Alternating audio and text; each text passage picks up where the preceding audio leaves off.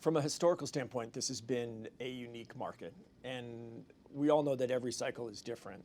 But have you seen cycles like this before in the overall market? They're all different and they're all similar. I think there are aspects that are similar. Here, the strongest parallel is the speculative growth activities that are going on today in the biotech world compared to the internet part of the end of the 90s. It's very parallel. Value underperformed dramatically. We underperformed then. We've underperformed here. And then they tend to reach a peak. Maybe biotech has reached its peak. I would think so. It reached its peak, I think, in late June. So we're looking forward to a different period coming up. There was a very strong period after the internet bubble burst in the spring of 2000.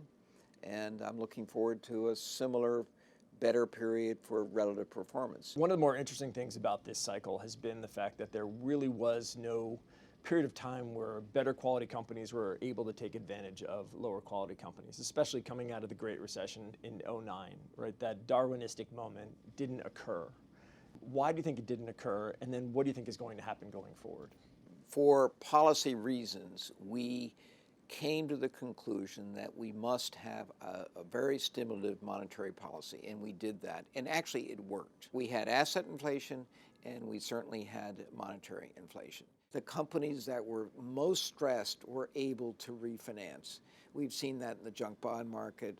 We've seen it in the inferior company who went up fivefold, et cetera. Our companies, which tended to be much higher quality, were disadvantaged in their ability to somehow take advantage of that moment.